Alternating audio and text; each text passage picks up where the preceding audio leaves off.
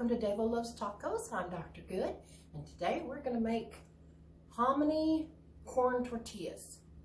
So, before we get started, I know my fixture back here is wonky, the ceiling's falling in. We had a little hurricane happen here last, it's been about a week, I guess a week ago Thursday, and 2 trees hit our house, but no one was here. We're all safe.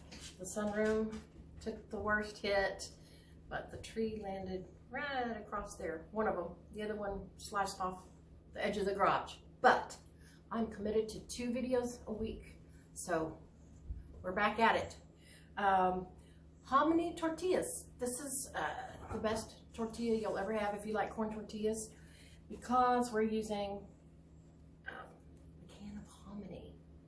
So we also need the regular, this is blue corn masa, but the regular masa harina for corn tortillas, and just a little bit of baking powder, turmeric, and that's optional. Turmeric, I like it because it makes everything bright yellow. Also, it's real good for you. And then my other personal favorite, this is totally optional, Mexican oregano. I just give mine a little grind like this before I put it in. So the first thing we're going to do is put our whole undrained can of hominy in the food processor and puree it.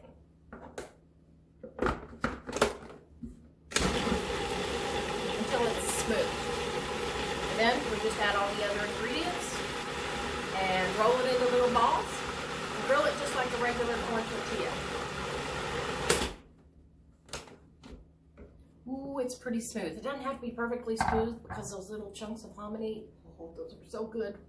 I have all the dry ingredients right here. I'm just going to dump them in. We are going to, I'm going to do the pulse thing off and on until it comes into a ball. And then I can tell if I need to add a little bit more of the dry masa. We'll see, because I think all cans of hominy are different with their liquid content. So, oh, this is so pretty. I highly recommend the turmeric if you like that deep golden color. So, looking pretty good. Bright yellow.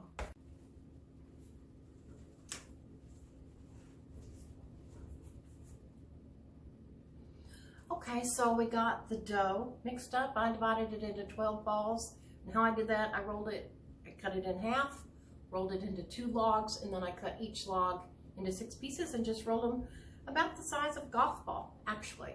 So we're gonna press these out 2 different ways, because I have a tortilla press. This might have a big plastic one, because believe it or not, my metal one broke. But you don't have to have a tortilla press to make these. It's just, use what you've got. So I've got 2 regular size baggies here, and I'm going to take one ball, put it in the middle, put the other baggie on top,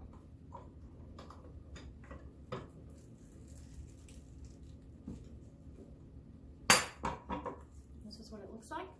This is the only tricky part, and actually this dough is so sturdy, I don't even think it's that tricky. So I've been heating my skillet over here, and I may have to adjust it. I'm just going to peel the top layer off like that. I'm going to flip it into the pan just like that. Just like that.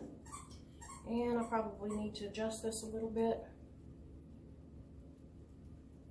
You can see that. We're going to go about 30 seconds on that first side, and then flip it for about a minute, and just until it's done.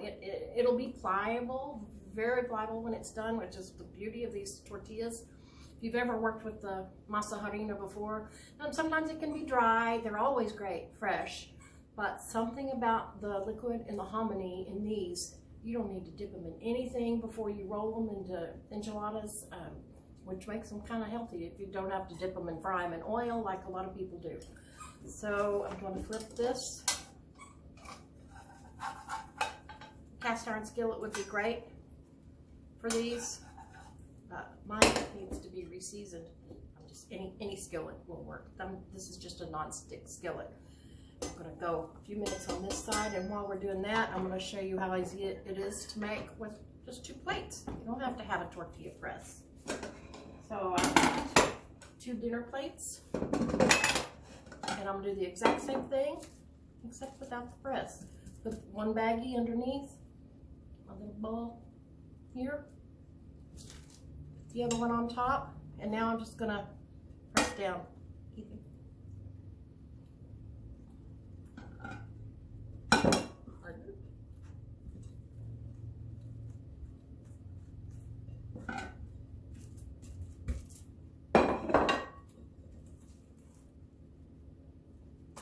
It's a perfect circle, so I'm not complaining about that method. This one looks like it's almost done. It gets a little bit of a brown crust, not much. Of course, you don't want to overcook it because then it will be too dry. And I'm just going to put it in a little napkin over here, cover it, and then we'll cook the second one.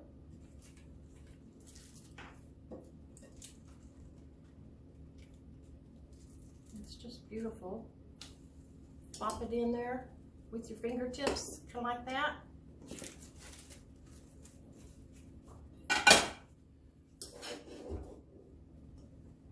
Now, I put baking powder in these.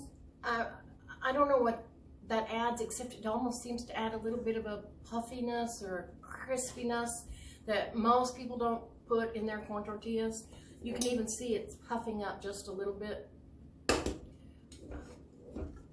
And then to serve, you know, Dave loves tacos, so I'm going to make a taco for him.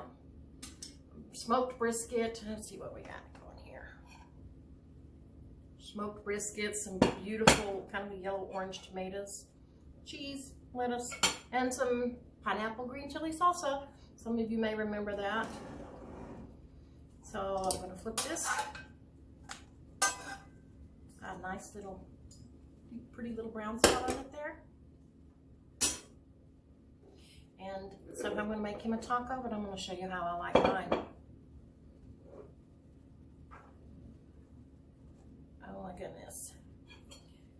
When I was a little girl, we used to go down to Austin to visit my cousins, and we always went to a Mexican restaurant called La Tapatía. And that's where I first learned about the deliciousness of a hot grilled corn tortilla with just butter and salt on it. And that's how I like mine still, especially the fresh ones. Butter it up. A little salt. Spill a little salt. Put a little salt on it. A lot of salt. And then just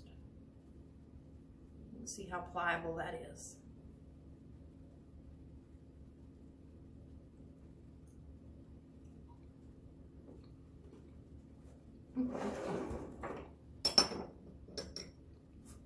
Nothing better. Absolutely nothing better. Thank you for watching. Next video coming up in a few days is going to be adults only, giant brown sugar cinnamon Pop-Tart. So hope to see you then. Bye-bye.